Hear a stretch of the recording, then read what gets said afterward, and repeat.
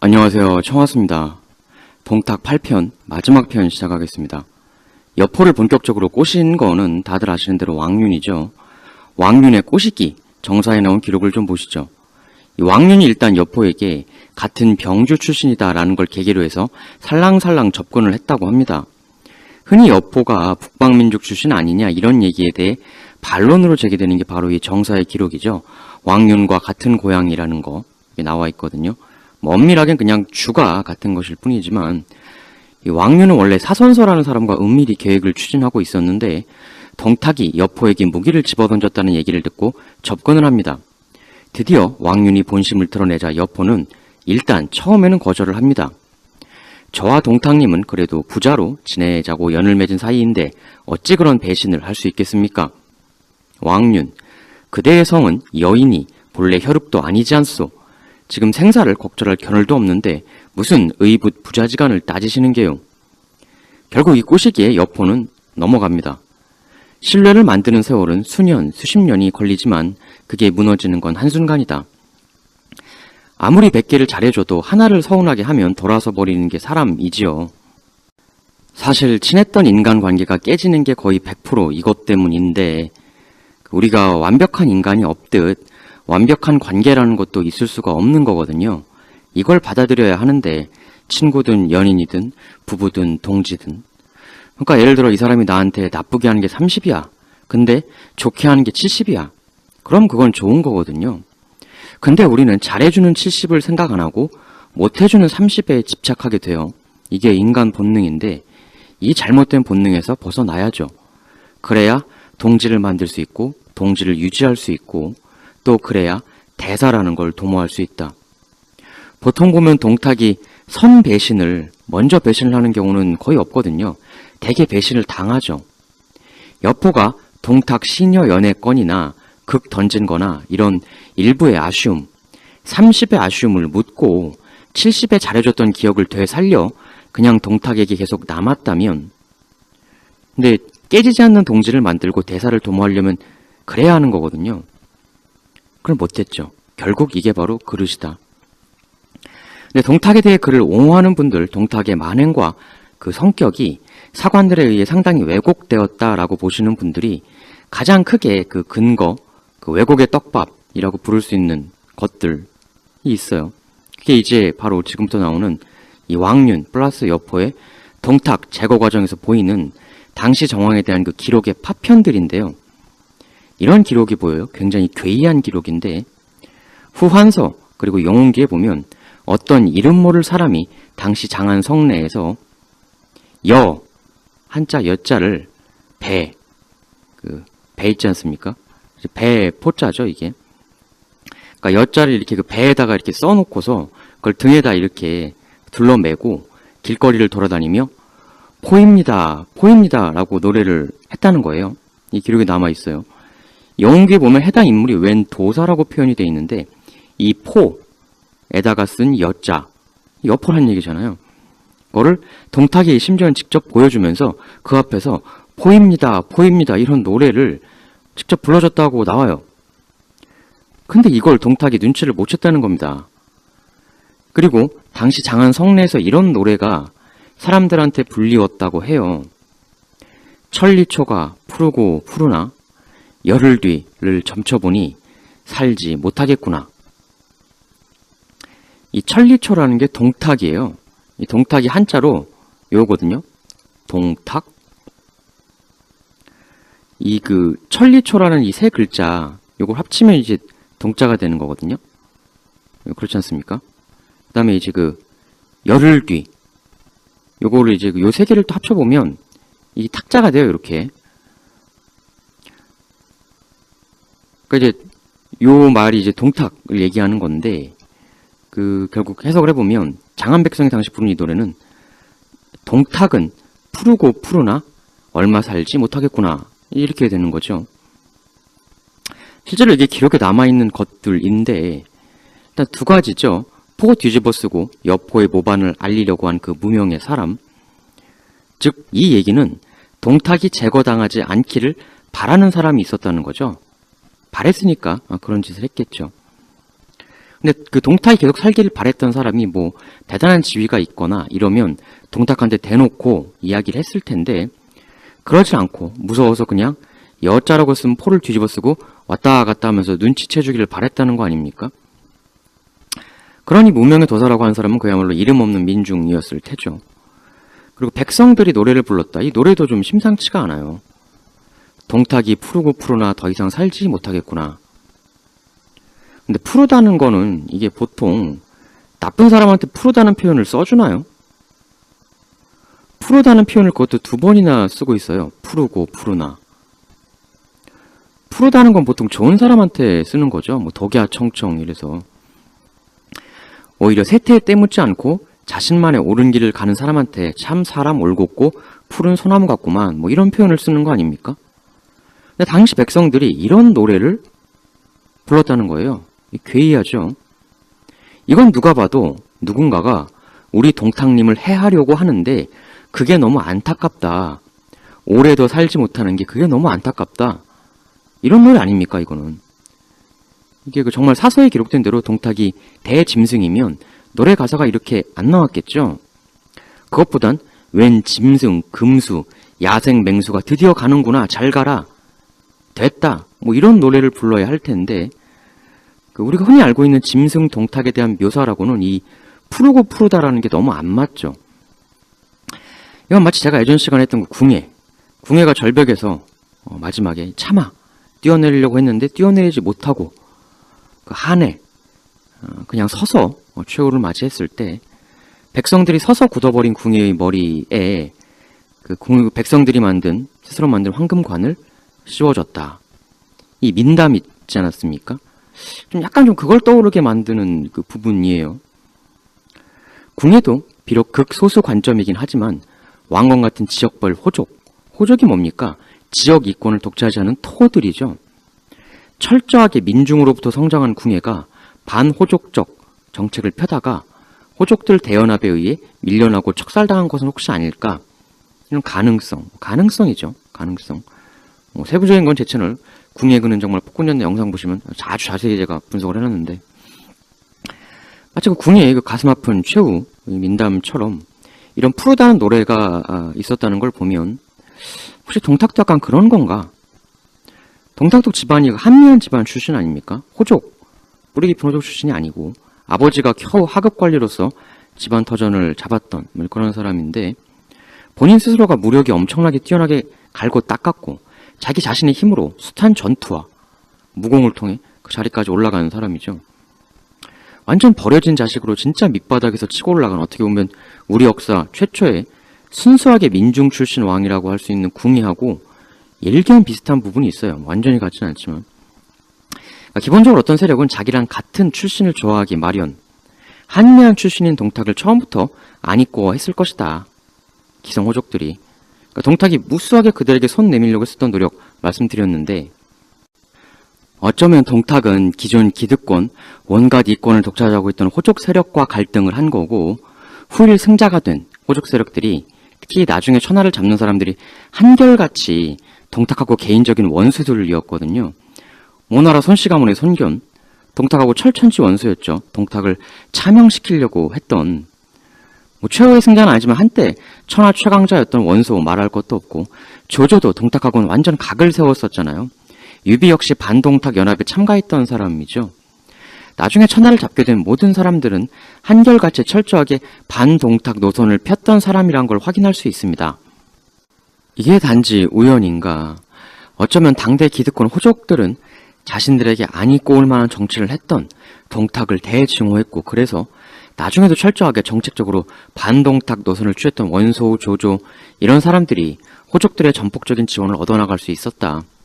결국 돈이 없으면 아무것도 안 되거든요. 누군가 돈을 대줘야 하는데 그렇지 않습니까? 돈 안 대주면 이끄는 병사는 어떻게 먹여 살려요? 사실 손견이 원술 밑으로 들어간 것도 그것 때문이고 그래서 원술이 군량 안 보내주니까 바로 야밤에 말 달려와서 설득하고 경제적 뒷받침이 없으면 아무것도 아니다. 갱스터 짓을 할 수가 없다. 예전 오나라 시리즈 때 손책이 젊은 시절 가문을 부활시키기 위해 장경 등 호족들을 찾아가서 눈물로 지원을 호소했던 그런 거 말씀드렸는데 결국 당대의 군벌들은 거대한 부를 쥐고 있는 지주나 상업 부자, 호족들하고 유착관계를 형성할 수밖에 없었단 말이죠. 이 돈 대주는 것 때문에. 호족들 입장에서도 이게 투자죠. 자기가 돈 대준 군벌이 나중에 전투와 계략, 조직관리에 유능해서 넓은 지역을 장악하는 거의 왕처럼 되면 그럼 세상에 공짜가 어디 있습니까? 당연히 그 갱스터가 엄청난 권력을 차지하고 나면 자기 지원해줬던 호족한테 물심양면으로 보답을 해주는 거죠. 해당 지역 내에서 누리던 이권을 더 확대해서 펑펑 누리도록 해주는 것은 물론 더 나아가 문관으로 관직까지 주는 거죠. 선책을 지원했던 장소, 장괴, 나중에 문관으로 엄청 높은 자리까지 올라갔잖아요. 다 그런 거죠, 이 시대가. 보답. 결국 이렇게 대거부 호족과 군벌의 연합, 나라 전체의 정치가 이렇게 돌아가다 보니 일반 백성들의 고통스러운 삶을 대변해줄 사람은 누구란 말인가? 없죠. 없어요.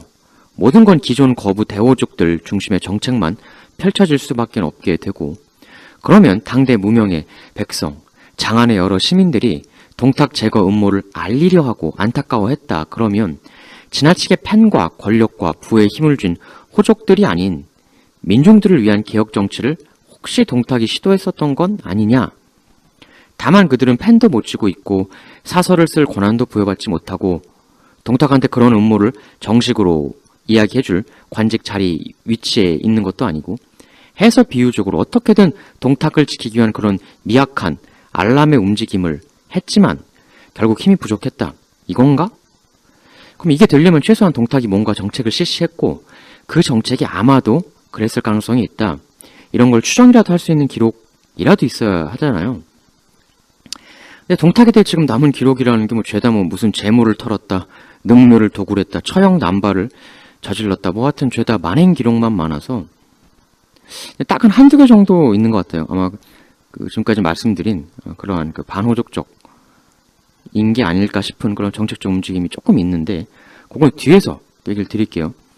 일단은 얘기를 좀 진행을 시켜서 결국 192년 4월 그간 숱한 암습 위기에도 꿋꿋이 버텨냈던 동탁에게 철저하게 준비한 왕윤, 사손서, 여포, 트로이카가 승부를 겁니다. 그들의 계획은 이랬습니다. 당시 헌제 황제가 병에 걸렸다가 낫는 일이 있었는데 이를 기념하는 파티를 열자 영웅께 따르면 이래서 동탁이 황제가 거처하는 궁으로 갑니다. 본래 동탁은 궁에서 업무를 보진 않았어요. 그러니까 자신만의 영, 그러니까 전담 사무소를 차리고 거기서 일을 봤는데 특별하게 황제 쾌유 축하 파티니까 황제 있는 대로 간 거죠. 근데 이때 동탁이 말 타고 가려고 했는데 이 말이 갑자기 앞으로 풀썩 고꾸라져서 일어나지를 못했다고 해요. 밑도 끝도 없이. 해서 영웅기에 따르면 이때 동탁이 이 일을 괴이하게 여겨 가지 않으려 했으나 옆에 있던 여포가 하도 가자고 쫄라서 가게 됩니다. 가요. 그래도 뭔가 찜찜했던지 그 동탁은 그 일반 옷 안에다가 갑옷을 속에 입고 궁으로 들어갑니다. 이렇게 궁 안으로 들어가는데 여포가 미리 포섭해 놓은 약 10명의 위장 경호대를 앵문이라는 곳에 배치하는데요. 이 문을 지나가자마자 미리 왕윤 여포가 구슬른 장수 이숙이 불쑥 나타나더니 극으로 냅다 동탁을 찌릅니다.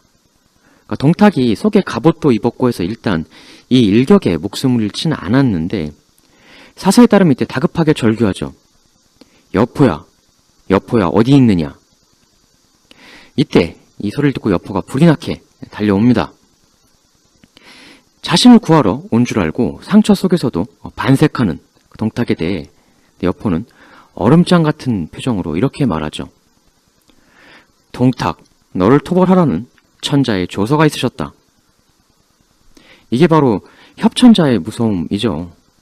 이때 여포가 마지막으로 방천화극으로 결정타를 매기는 게 대부분 만화나 드라마 등에서 나오는 장면인데 실제 여포가 썼던 무기는 방천화극은 아니죠. 그건 후일 소설의 창작입니다. 여하튼 이때 자신을 마지막으로 처결하러 온 여포에 대해 동탁이 남긴 마지막 절규가 후한서에 남아 있는데요. 이렇게 얘기합니다. 이 어리석은 놈이 어찌 이럴 수가 있느냐. 어리석다는 표현을 썼어요. 이후 왕윤 여포는 동탁 일족들에 대한 전면적 기습에 나서 동탁 3족을 멸했다라고 나옵니다. 심지어 그들은 당시 90에 달하던 동탁의 그 노모조차 살려달라는 애원에도 불구하고 참여해버리죠. 동탁이 그간 모았던 사적 재물이 어마어마했다는 기록이 나오고 그리고 영웅기는 동탁이 세상을 뜨자 해와 달이 청정해졌다라고 하고 있어요. 그리고 동탁의 시신을 저작거리에 던져버렸는데 유명한 내용이죠. 동탁이 평소에 비대하여 기름이 흘러 땅을 적시고 있기 때문에 풀이 붉어질 지경이었다. 시신을 지키던 관원이 날이 저물자 큰 불심지를 동탁의 배꼽 위에 꽂고 등불을 밝히니 밝은 빛이 아침까지 이르렀고 여러 날을 이와같이 하였다. 정사 동탁전, 장안의 선비와 백성들이 모두 서로 축하했으며 동탁에 아부했던 자들은 죄다 하옥되어 차명을 당했다. 이런 기록들만 보면 동탁 백일임에서 타는 불꽃 보면서 아주 장안의 모든 사람들이 축제 분위기였다는 건데 이것만이 진실일까? 일단 모든 사람이 축제 분위기였다. 근데 실제로 동탁의 죽음을 굉장히 안타까워한 당대 명사의 기록이 남아 있는데요. 그건 바로 채문의 아버지로 유명한 채옹입니다. 당대 문인으로서 엄청나게 명성이 높았던 사람인데 정사 동탁전의 주석으로 달린 그 사생의 후한서에 보면 이런 내용이 나와요. 채옹은 왕륜과 같은 자리에 있었는데 동탁이 죽었다는 말을 듣자 탄식하는 소리를 냈다. 이에 왕륜이 채옹을 책망하며 말했다. 동탁은 나라의 대적으로 임금을 참하고 신하를 주륙하니 천지신령이 모두 그를 미워했소. 헌데 채옹, 그대는 한나라의 은혜를 받은 사람으로서 동탁이 천벌을 받은 것에 대해 어찌 애통해 하시오? 애통했다는 거죠. 이후 왕륜은 채용을 바로 붙잡아다 재판에 회부해버리는데요. 여기서 채용은 왕륜에게 간곡하게 하소연합니다. 제가 비록 충의롭진 못하나 대의는 잘 알고 있습니다. 제가 어찌 나라를 저버리고 동탁을 향했겠습니까? 왕공 부디 제게 이마에 낙인을 찍는 형벌을 주시더라도 부디 제가 하고 있는 역사 집필만은 계속 할 수 있도록 살려주십시오. 당시 채용이 역사 집필을 하고 있었던 모양인데 마치 그 사기 쓴 사마천처럼 형벌을 받더라도 살려만 주어 역사만은 계속 쓸 수 있게 해달라, 이런 요구였는데요.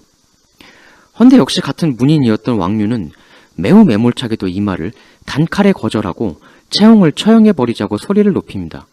동탁의 죽음에 안타까워했다는 이유로 처단한다는 건데 동탁에 부역했었던 거는 사실 왕륜 본인도 한때 부역했었던 거잖아요.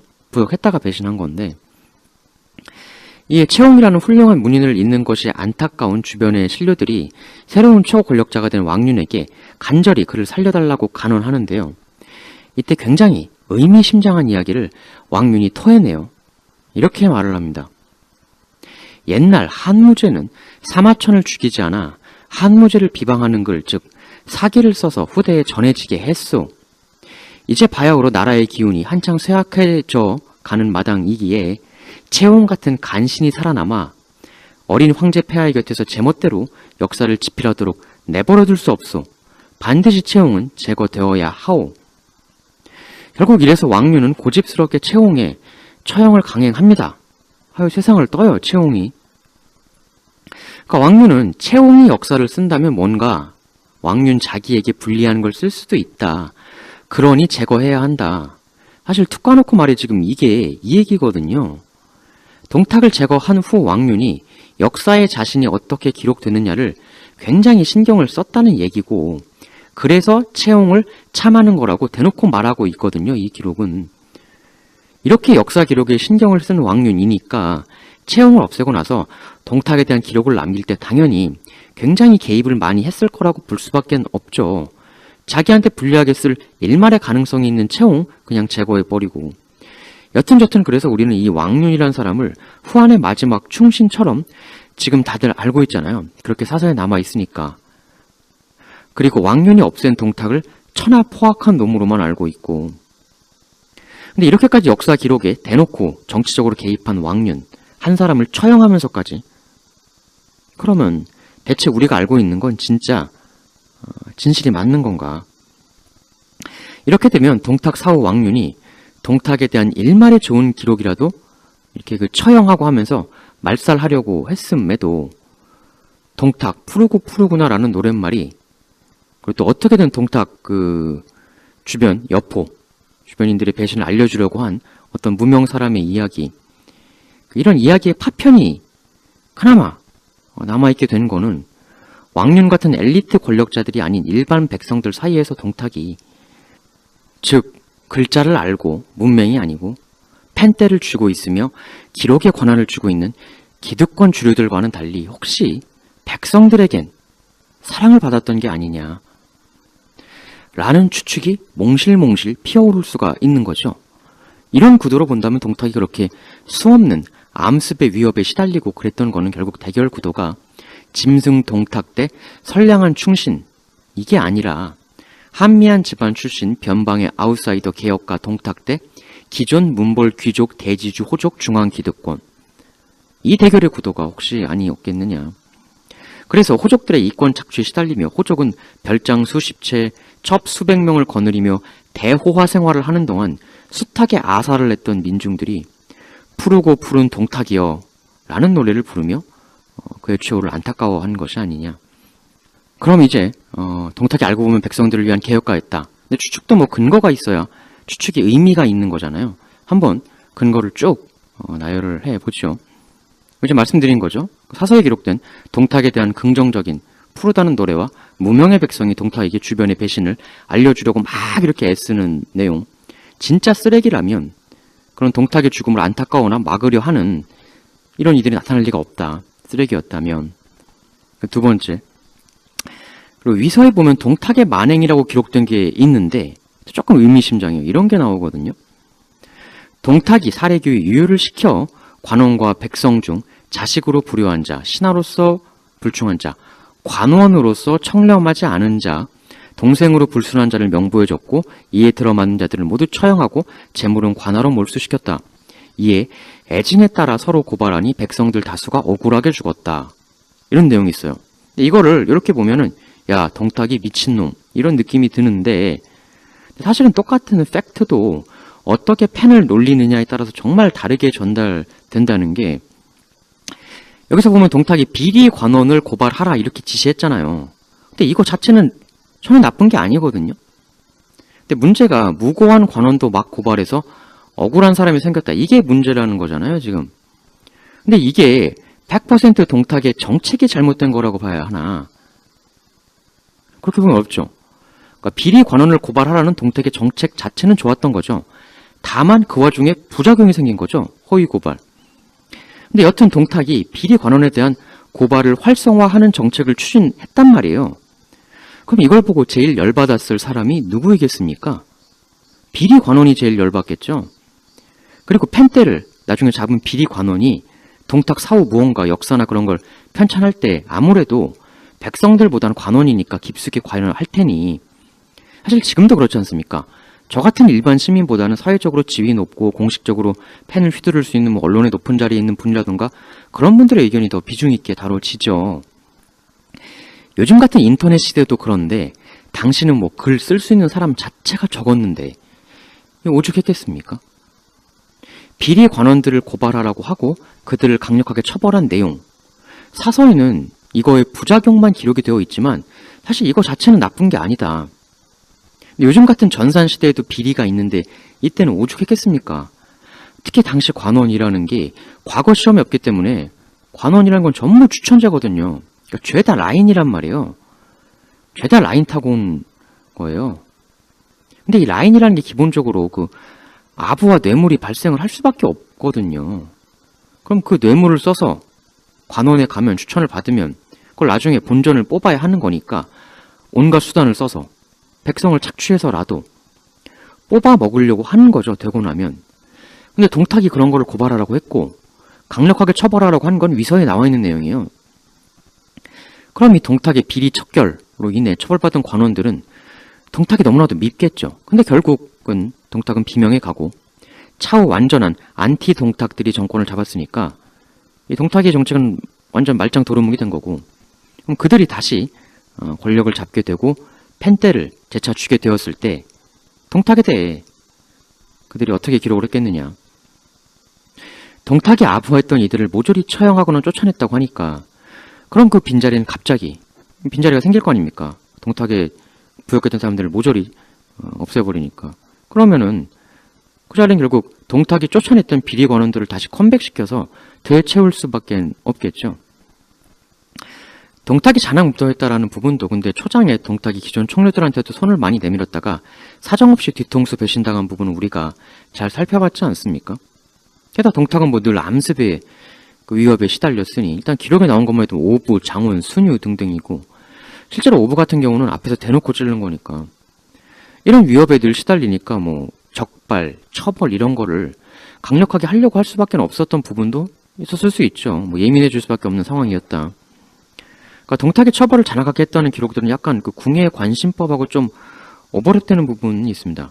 당시 궁예가 수덕만세, 수덕이라는 건 그 진나라 진시황처럼 법가를 내세워서 통치하겠다라는 뜻이라는 그런 걸 이제 소개해드렸는데 그 법을 통한 책에 있는 법질서를 성립하려고 했던 궁예의 노력이 관심법이라고 조롱의 대상으로 삐뚤어진 거 아니냐 이런 추측도 하나 소개해드린 적이 있는데 사실 만행 묻어있다 이것도 그 주관적인 평가일 수 있어요. 그러면 비리, 백성 착취하는 호족 출신 관원들 이 사람들 그냥 마냥 내버려 두고 아무 처벌도 안 하고 그럼 호족들한테는 성군이겠지만 이는 반대로 백성들에게는 만행을 하는 거나 마찬가지인 거죠.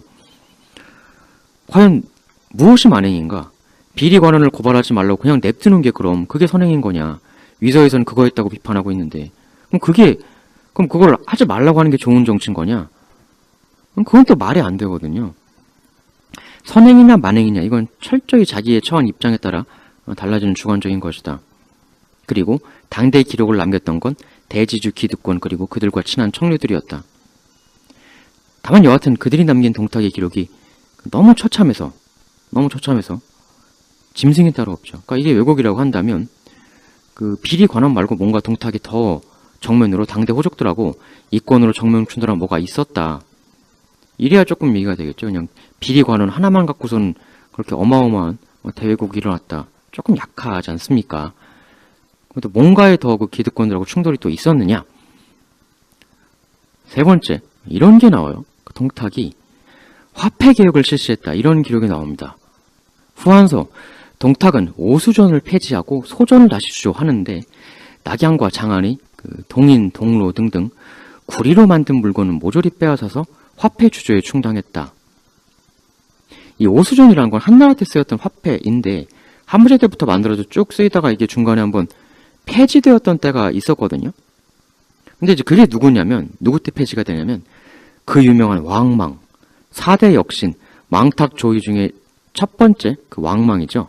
한나라를 일시 멸망하게 하고 신나라 만든 그 사람. 왕망이 오수전 없애고 만든 게 그 왕망전이라는 건데요. 나중에 왕망이 망하고 나서 후한 광무제가 도로 오수전으로 컴백시킵니다. 근데 동탁이 지금 왕망하고 똑같은 짓을 했다는 거죠. 이걸 보면 왕망하고 동탁하고 경제적 정책, 그 의도하는 바가 상당히 비슷했을 것이다 라는 유추가 가능해요. 왕망이란 인물, 역사엔 그저 찬탈자로 오만 욕만 먹고 있는 이 인물. 그럼 이 인물이 했던 정책에는 어떤 게 있는가? 왕망하고 동탁은 후대에 의해 철저하게 매도당하고 있다는 점, 그리고 호족 및 기존 기득권들의 반격으로 대칙이 무너졌다는 점 등이 거의 쌍둥이처럼 똑같은데, 일단 왕망 시대도 그렇고 동탁 시대도 그렇고 그 지방 호족들, 이 사람들은 그야말로 어마어마한 대토지를 가지고 있었죠. 이 사람들끼리 지들끼리 끼리끼리 추천해가지고 이제 관직까지 자기끼리 독점을 해서 이제 문벌 귀족으로 나아가는 건데, 근데 이 고대 시대의 땅이라는 건 상당히 잠식력이 있거든요. 그러니까 어마어마한 대토지를 가진 호족이 있고 아주 작은 토지를 가진 소농민이 있다고 해보죠. 근데 농사 짓다가 어느 때 농사가 잘 안 돼. 흉년이 들어. 그러면 소경작 소농민들은 살기가 어려워지죠. 흉년이 들면. 그럼 어떻게 해야 되나? 빚내야죠. 고리대. 뭐 당장 살 수가 없으니까요. 근데 이걸 못 갚죠. 갚기가 힘드니 나중에 결국 돈 빌려준 대지주에게 땅을 팔 수밖에 없게 되고, 그러니까 당장 오래 먹고 살아야 하니까 3년 뒤, 4년 뒤 생각할 겨를이 없다. 그리고 기본적으로 시장에서 어마어마한 대토지, 대농장을 소유한 호족하고 소농민하고 경쟁이 될 수 있을 턱이 없죠. 이 시대에 무슨 뭐 재배 작물에 뭐 다품종 뭐 이런 게 뭐 가능할 수 있을 리도 없고, 결국 이게 그 동서고금 막론하고 뭐 명칭을 귀족이라 하건 호족이라 하건 그들의 부를 어마어마하게 늘리고 백성들이 밥도 못 먹게 만드는 그 토지 겸병이라는 거죠. 한나라가 바로 이 대지주 호족들의 그 나라였기 때문에 이 토지 겸병이 어마어마했죠, 실로. 이렇게 되면 이제 땅 잃은 농민은 뭐 떠돌아다니는 유민이 되거나 도적이 되거나 뭐 그러다 노비가 되거나, 이렇게 되면 나라는 뭐가 문제냐면 세금 낼 사람이 적어지게 되는 거죠. 근데 이 호족의 토지 변경에 대해 그 왕망이 제대로 카운터 정책을 펼치는데 이 왕전제라는 제도를 실시합니다. 이 왕전제가 뭐냐면 나라의 모든 땅을 왕전이라 명칭을 바꾸고, 그리고 엄청난 게 그 노비의 사적 매매를 금지해 버리고, 그리고 땅의 소유량을 제한해 버려요. 이렇게 됐거든요. 왕전제는 남자 식구가 8명이 되지 않는 집에선 일정 약 900무가 넘는 땅을 갖고 있는 경우에는 그 초과분을 친척이나 같은 지역 거주민에게 주도록 하라. 이게 왕전제거든요. 그럼 이제 그 왕망이 이런 제도를 왜 도입했겠는가? 일단 호족 힘을 좀 빼려는 거죠. 호족들이 뭐 천만 수백 명, 별장 수십 채, 뭐 어마어마하니까 당연히 도적대 등등이 어마어마한 재산을 그들로부터 지키기 위해서 빈객이란 이름의 사병을 대규모로 고용하거든요. 그래서 얘네들이 이제 지네 사는 동네에서는 완전 갱스터 두목인 거죠. 나라가 뭐 하래도 말도 안 듣는 거예요. 그럼 요새도 뭐 갱스터들이 뭐 나라 말 듣습니까? 안 듣죠. 그리고 백성들이 그냥 다 유민돼서 도망가고 도적되고, 그러다 노비로 전락하고 뭐 세금 낼 사람이 없어지잖아요. 그러니까 나라도 경제적으로 힘들어지고, 왕망, 그러니까 호족들한테 백성 다수는 굶어서 뼈까지 말라가고 도적되고 유민되고 골치 아프다. 그러니까 니네가 좀 나눠줘라, 이거예요. 실제로 나중에 그 이 문제가 터진 게 황건적 아닙니까? 황건적 같은 거 터지면 진짜 나라 전체가 휘청하거든요. 근데 1.900무라는 게 뭐 이것도 엄청난 거예요. 그 900무, 1무가 얼마냐는 여러 썰이 있는데 뭐 30평설, 50평설 등등 있어요. 근데 이걸 작게 봐서 30평이라고만 해도 900무, 1무가 30평이면 이게 얼마입니까? 이게 27,000평이에요. 27,000평. 이거 어마어마한 거거든요. 이 제한이란 것도. 그러니까 왕망은 이거예요. 야, 그 정도 먹으면 되지 않냐. 그 백성들 허구한 지금 도적대로 변하고 있는데 좀 나눠줘라.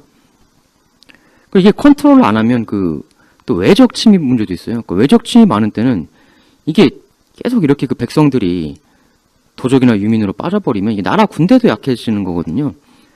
병력이 되어야 할 백성들이 다 도망가서 유민되고 도적되고 이러면 군대가 성립을 못하지 않습니까? 이렇게 되면 나라 힘은 점점 약해지는데 호족 힘만 드립다 강해지는 거죠.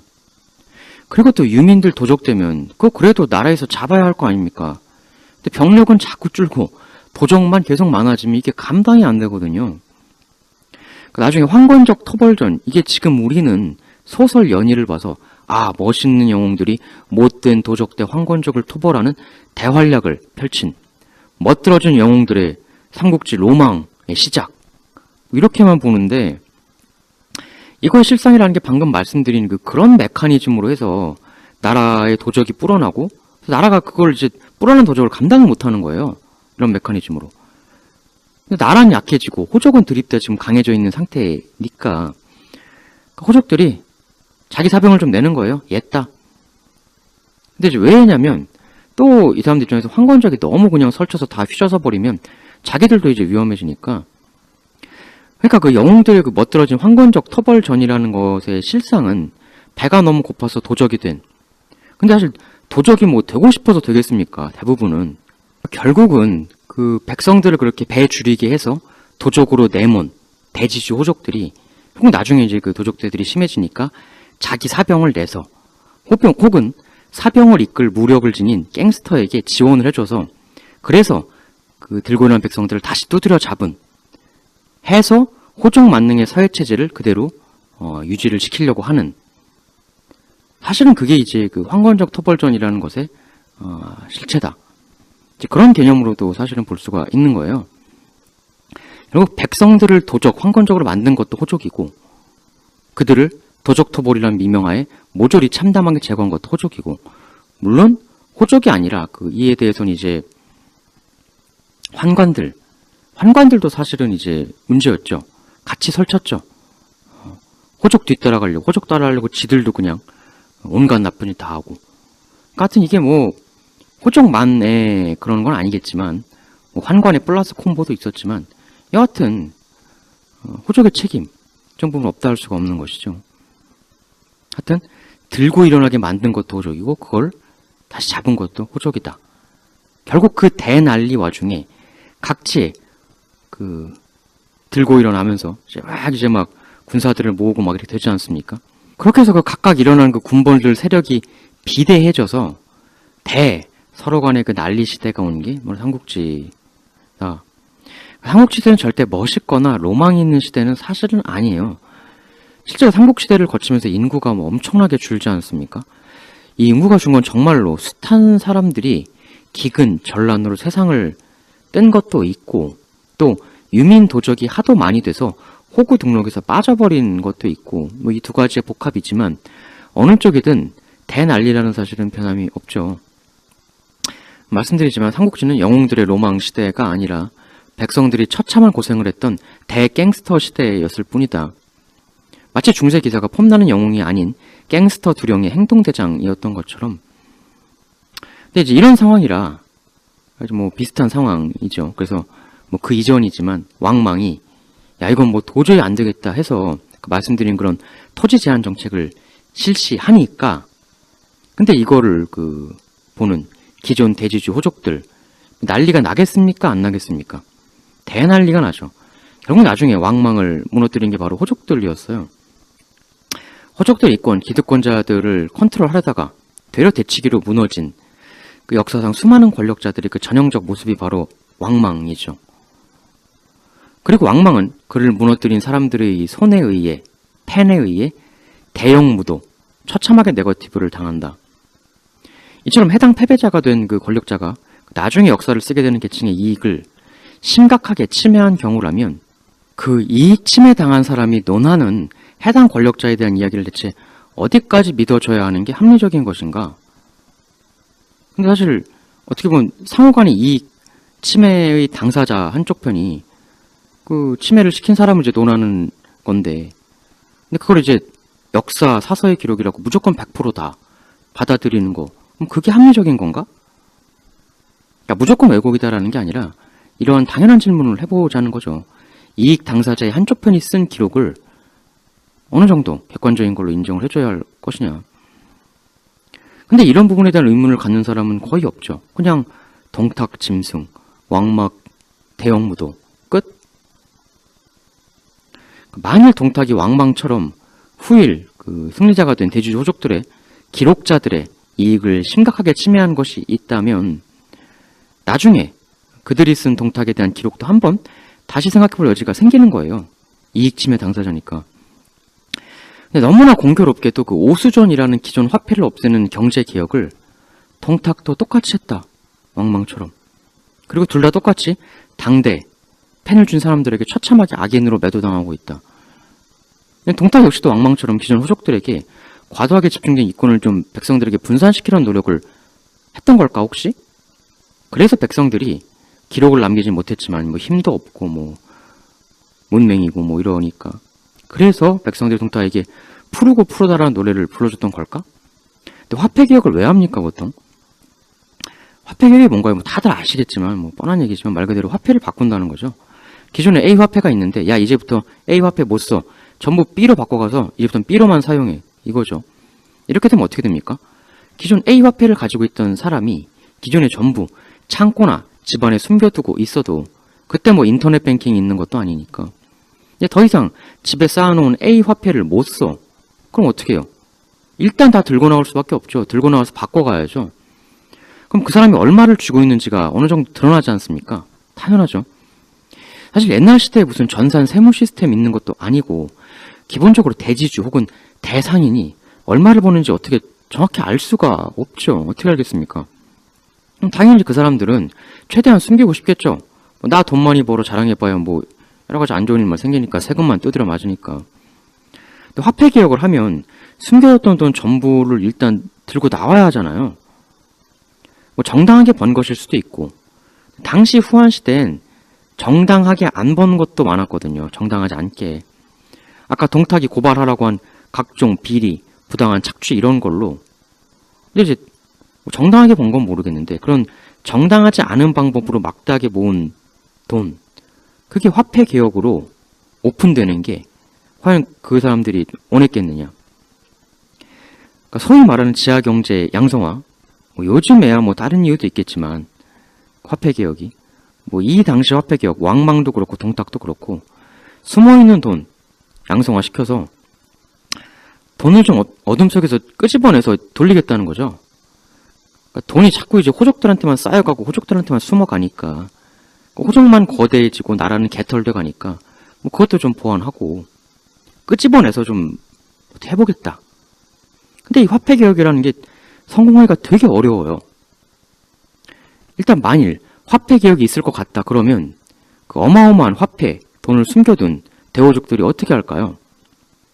당연하게도 화폐개혁이 실시되기 전에 기존에 있던 A화폐를 전부 실물로 바꾸려고 하겠죠. 어차피 A화폐는 쓸모가 없어지니까. 그래서 이제 쌀 사든 땅을 사든 비단을 구매하든 이렇게 화폐를 싹 실물이나 부동산으로 바꿔 놓으면 나중에 화폐가 바뀌어도 개혁하든지 말든지 그냥 그 직전에 바꾼 실물로 창고에 계속 몰래 쌓아둘 수가 있는 거죠. 그래서 화폐개혁이 성공하려면 굉장히 비밀리에 추진하다가 전격적으로 실시해야 하는 거거든요. 근데 동탁이 원래 정치적 세력이 있는 인물이 아니지 않습니까? 철저하게 변방 사람, 또 한미한 가문 출신으로 호족, 청류 인맥도 부족했고 문관 인맥도 부족했고 그래서 계속 믿어줬다가 뒤통수 맞고 믿어줬다가 뒤통수 맞고 이러는 게 본인도 원래 가지고 있던 경제나 행정 쪽 브레인 인맥풀이 워낙 없으니까 그래서 이게 그 비밀리에 전격적으로 잘 추진된 게 아니라 그 정보가 새 나갔던 것 같아요. 하긴 주비 오경 같은 배신자들도 동탁이 한때는 그렇게 믿었었다고 하니까 사람 잘 믿는 동탁이 믿고 맡겼다가 맡긴 그 실무 추진자가 호족들한테 다 미리 정보 누설하고 야 화폐 바꾼데 미리미리 사재기 해둬 실물로. 이렇게 되면 어떻게 됩니까? 돈 꽁쳐뒀던 호족들이 화폐 못 쓰게 되기 전에 일거에 직전에 실물을 대량 구입하게 되는 거죠. 근데 이게 원래 그 돈을 쌓아두려고 있었던 건데 그 기존화폐가 즉 돈을 쌓아두는 용 워낙 돈이 많으니까. 근데 이걸 쌀이라든가 옷감이나 이런 실물로 바꿔서 그걸 사재기해서 그걸 이젠 기존의 A화폐 대신에 그걸로 이제 창고에 쌓아둔다는 거거든요. 근데 이제 이 쌓아두는 그 실물이 그야말로 쌓아두는 용이니까 그럼 이제 어떻게 됩니까? 갑자기 사재기를 하게 되면 시장에서 물건이 사라지죠. 그럼 뭡니까? 어마어마한 인플레이션. 이미 정보를 먼저 선취득한 거부 호족들이 물건을 싹 쓸어가 버렸으니까 정책 정보를 늦게 알 수밖에 없는 깜깜이 백성들은 어느 날 물건 사러 시장에 가보니까 다 없어져 있는 거야.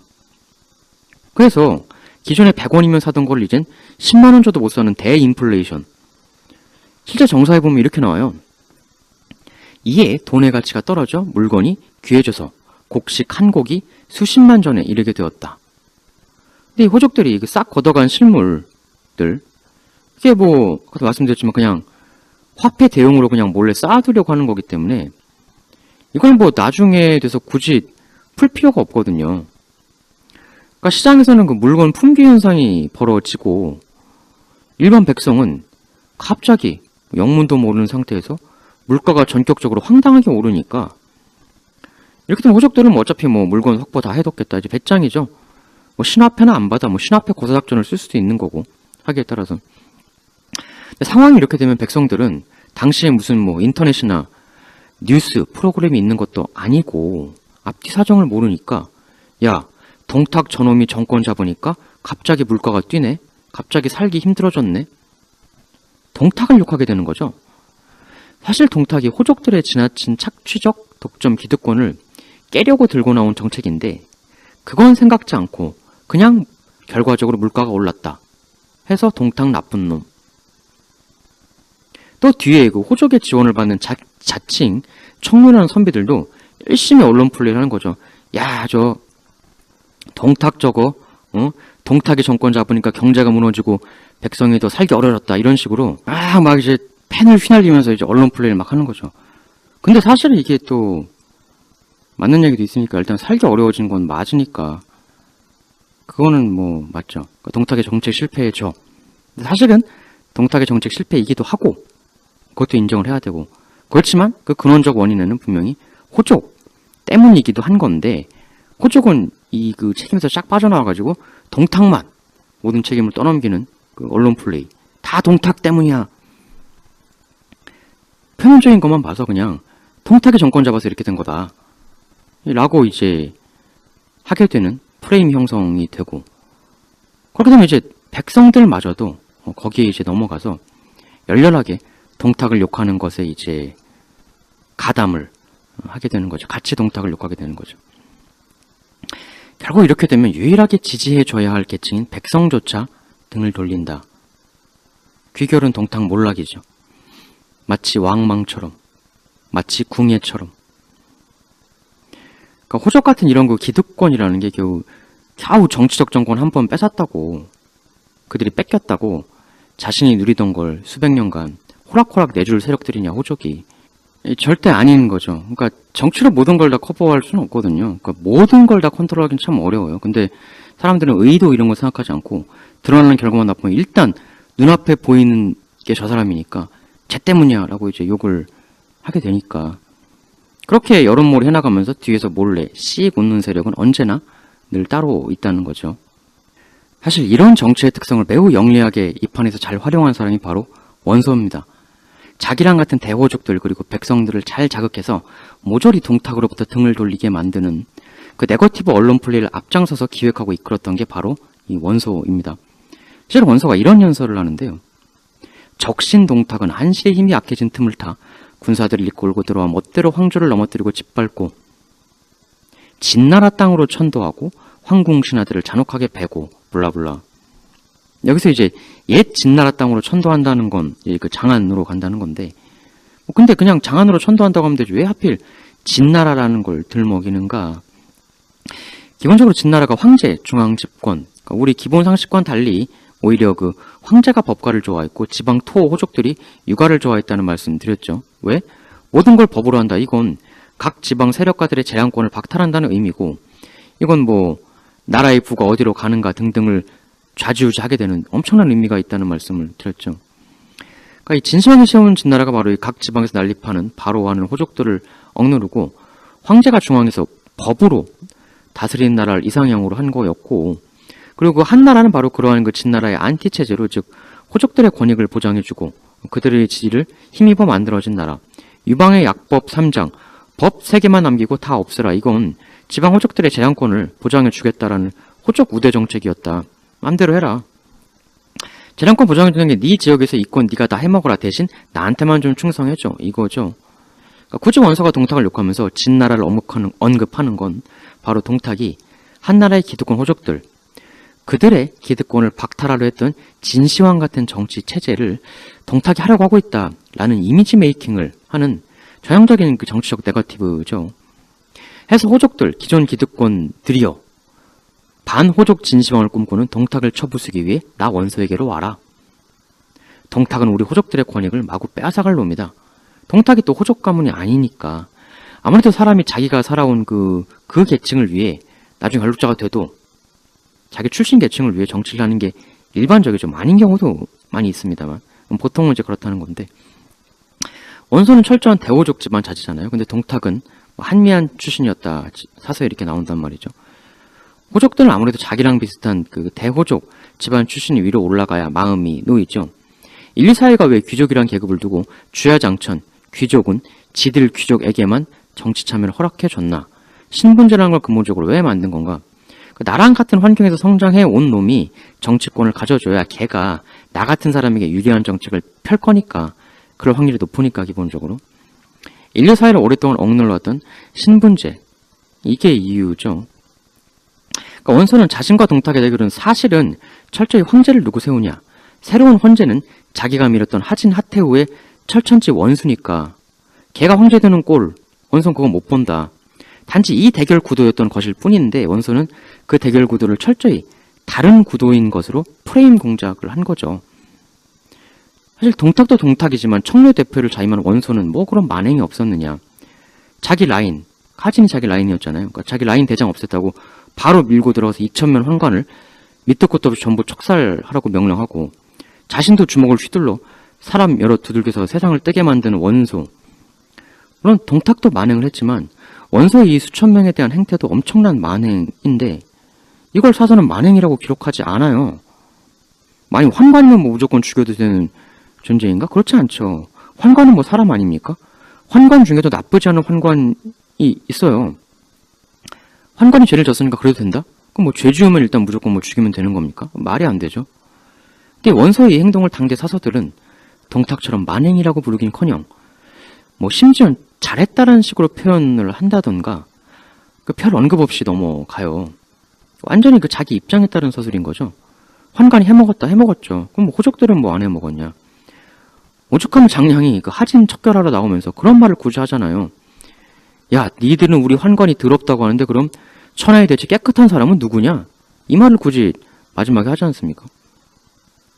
근데 동탁은 무진장하게 욕을 하면서 원소의 이지에 대해선 아무도 비판을 안 하죠. 사관들은. 왜냐하면 기록자들, 나중 승자가 환관과 적대했던 청류, 즉 호족 출신 문벌 귀족들이니까. 한대의 환관 정책 그 시발점은 오히려 청류들끼리 서로 추천처럼 하도 지들끼리만 해먹었던, 심지어는 황제까지 왕따시키고 거기에 대한 반발적 성격이 있었음에도 동탁이 황제를 갈아치웠으니까 역적이다? 뭐 이런 얘기도 원소가 하죠. 근데 원소도 똑같은 짓을 했어요. 멀쩡히 가만히 있던 유호라는 사람을 자기가 그냥 황제로 이렇게 밀어 올리려고 합니다. 그럼 동탁이 유협 황제로 밀어 올린 거랑 원소가 유호 밀어 올린 거랑 다를 게 뭐야? 라고 볼 수도 있는 건데 그렇잖아요. 근데 이제 물론 여기서는 또 반론이 황제 유협은 갱스터 동탁이 지멋대로 밀어 올린 황제니까 유협을 다시 끌어내리고 유호 올리려고 한 건 정당한 일 아니냐? 근데 동탁 입장에선 이렇게 반론할 수도 있는 거죠. 만약? 그러면 그 전 황제, 소제 유변, 헌제 전 황제가 그 소제 유변 아니었습니까? 그 소제 유변 엄마 하태우가 그 유협 어머니 왕민을 처참하게 저 세상으로 보내고 자기 아들 유변 황제로 끌어올린 거는 그럼 그건 정당하냐? 그게 더 먼저 우선적인 선만행 아니었어? 원소가 새왕제 세운 게 그 만행을 바로잡는 거라면 동탁이 새왕제 세운 거 역시 더 먼저 있었던 하태우의 만행을 바로잡은 거다 라고 볼 수도 있는 거 아니냐. 동탁은 이렇게 항변할 수도 있는 거고 실제로도 그렇게 항변을 해요. 그럼 과연 무엇이 정의인가? 그냥 서로가 자기가 정의라고 외치고 있는 것일 뿐인 거죠. 역사의 그 살자가 삐뚤어진 양쪽 선으로 나 있는 것이듯이 결국 진실은 정의가 아니라 이익인 거죠. 만일 원소가 새 황제가 자신을 원수로 생각할 가능성이 없는 자신에게 정치적으로 유리한 사람이었으면 당연히 입 다물고 있었을 거예요. 그래서 이제 원소가 옹립하려했더니 유호라는 사람도 나중에 황제 등극을 거부해요. 야, 원소 왜 그래? 나한테 왜 그런 거 시켜?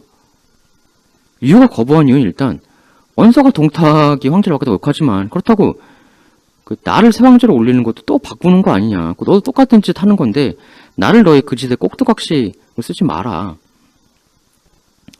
정말 원소가 충신이면 동탁만 제거하고 헌제를 동탁의 손아귀에서 구해내면 되는 건데 그게 아니라 굳이 새 황제를 세우잖아요. 속이 뻔히 보이는 거죠.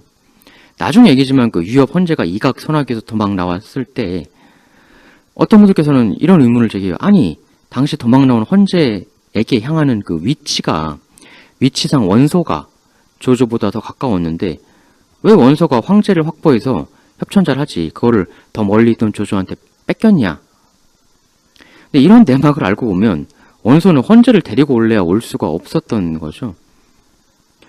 원소 입장에서 헌제를 없애버려도 시원치 않은데 조조가 그 헌제를 확보해서 싸고 돌아버리니 그렇게 원소는 실상 자기 개인적 출세의 길 막히냐 안 막히냐 이 문제로 싸움을 건 것이고 또 그러한 본성들을 최대한 숨기고 자신의 싸움 정당성을 확보하기 필요한 게 가열찬 동탁에 대한 네거티브였다. 결국 그거죠. 그런 말이 있지 않습니까? 불의는 참아도 불이익은 못 참는다. 불의한 사람보다 나에게 불이익을 가한 사람에게 패는 더 가열차진다. 이렇게 보면 동탁을 천하대짐승으로 너무나 가열차게 공격했던 후대의 문인들 그리고 왕윤이 채홍과 같은 당대의 명망 높은 문인조차 무대뽀로 처형해버릴 정도로 동탁의 정책에 호의적이었던 동탁에 협조했던 문관들을 모조리 척살해버렸다는 거 아닙니까? 거기다 본인이 대놓고 언급하고 있거든요. 역사가 왕윤, 나 자신에게 불리하게 쓰여지는 걸 극도로 경계하고 있다고. 경계하고 있으니 많은 작업을 했겠죠. 그 이후에. 했다고 볼 수밖에 없고. 결국 동탁에 대해 호의적으로 기록해줄 사람은 누구도 남질 않게 된 거죠. 그리고 왕윤은 희대의 충신으로, 동탁은 희대의 대짐승으로 우리 모두의 머릿속에 남아있게 되었다. 다들 아시다시피 근데 왕윤의 정권은 구 동탁파들의 부활로 인해 다시 고꾸라지죠. 이각, 곽사 이 사람들은 동탁이 처결당했다는 소식을 듣고 고향으로 그냥 튀려고 했는데 가후가 다시 세력을 모아서 반격하자. 충분히 가능하다. 그래서 병력을 우우 모아가면서 장안으로 반격의 진군을 시작하는데 이때 구 동탁파의 부활을 기치로 내세우면서 다시 우우 진군하자 모인 군대가 무려 10만 명에 가까웠다는 거죠. 이 군대가 결국 왕윤 여포의 장안을 포위하고 공격하는데 불과 10일 만에 함락이 되었습니다. 동탁이 이미 사라진 시점에서 지도자가 사라졌는데 그런 상황에서도 엄청나게 많은 사람들이 동탁의 복수라는 기치에 동참했고 또 그들의 분노에서 뿜어져 나오는 전투력도 엄청나 그 강력한 장안성이 10일 만에 무너질 정도였다는 거예요. 이각은 나중에 동탁의 사당을 거하게 짓고 모든 사람들이 그 앞을 지날 때는 공경이 예를 갖추라는 포고를 내리죠. 그러니까 동탁을 존경하고 따랐던 그리고 그의 죽음을 안타까워하는 엄청난 세력과 사람들이 있었다라는 건 분명합니다. 그러나 그들이 왜 동탁을 사랑하고 존경했는지는 정식 사서에는 전혀 그 이유가 남아있질 않습니다. 그저 추정만 할 수 있을 뿐이죠. 애초에 동탁의 장안으로 천도할 때도 수많은 백성들이 그걸 그 먼 길을 다 따라 나섰거든요. 왜 굳이 동탁을 따라갔을까? 아무렴 백성들 숫자가 동탁 군보다 많았을 텐데 튀려고 작정하면 튈 수도 있었는데 엄청난 백성들이 동탁을 따라 장안으로 그 먼 길을 갔단 말이죠. 마치 사마랑이 반동탁 연합군이 자신의 고향 사람들 절반을 그 저수상으로 보냈던 거, 그러한 대만행을 이제 조금 예측을 하지 않습니까? 그걸 이제 낙양 사람들도 알았을 거예요. 분명한 건 백성은 반동탁 연합군이 아니라 동탁을 따라 그 먼 길을 가는 걸 선택했다는 거죠. 결과적으로. 그럼 대체 진실이라는 건 무엇인가? 무엇이 선이고 무엇이 정의인가? 단지 기록할 권리가 있다고 기록을 했다고 그 사람만 무조건 정의인가? 기록만 남기면 무조건 정의입니까? 왕윤처럼 채용같이 자기 생각하고 다른 기록할 사람 싹 제거해버리면 그럼 그 사람만 무조건 정의가 되는 거예요. 모르죠. 뭐가 진실인 건지는 모르는 겁니다.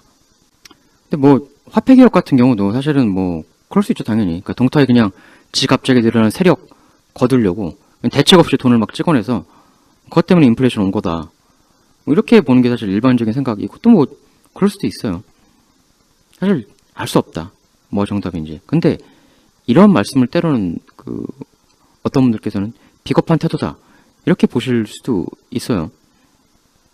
근데 이제 그러면 세상 만사 앞뒤 안 가리고 무조건 하나의 정답을 극단적으로 정해버려서 그럼 그것만 밀어붙이는 게 정정당당한 태도냐. 그러니까 정확한 정답은 알 수 없지만 이럴 가능성도 혹 있지 않겠습니까? 그러니까 이게 제가 말하는 한계인데 전 사실 이게 비겁한 게 아니라 이렇게 말하는 게 당연하다라고 생각을 하는 거죠. 대체 정답이란 걸 어떻게 알아요? 타임머신 타고 가보지 않고서. 그럼 알 수 없으면 무조건 입 다물고 있어야지 왜 말을 떠들어대냐 그러실 수도 있는데 그러니까 확실하게 정답을 하나로 낼 수 없으면 무조건 아무 말도 하지 마. 그러면 이 세상에 말이란 걸 할 수 있는 사안이 얼마나 되겠느냐.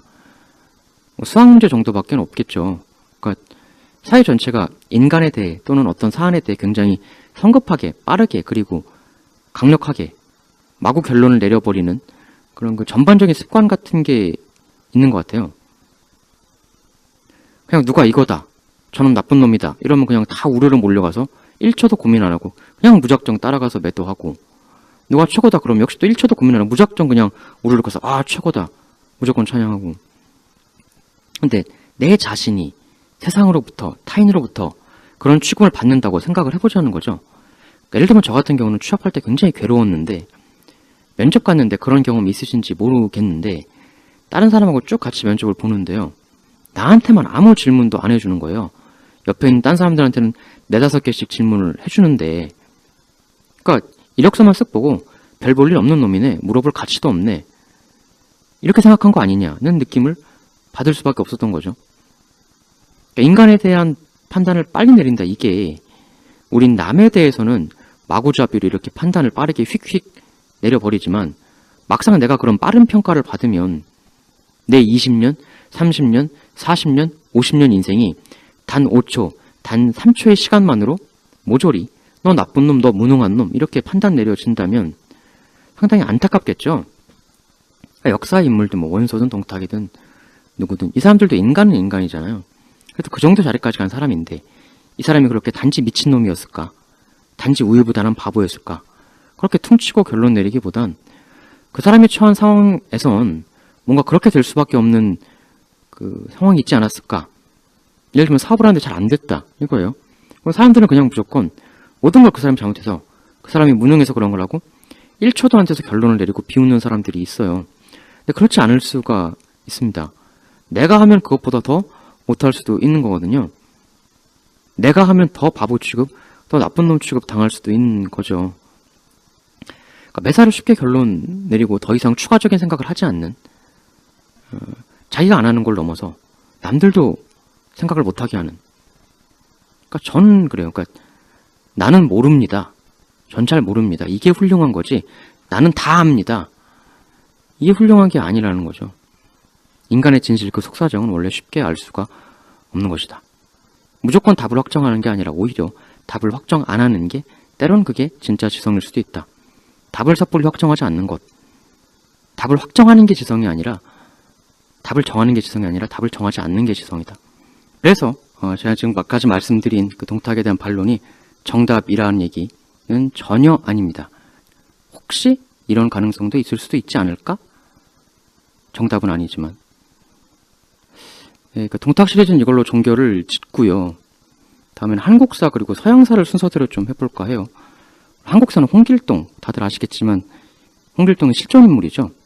그러니까 조선왕조실록에 대략 10군데에서 이름이 등장하는 실존인물이에요. 실제 도적이었죠.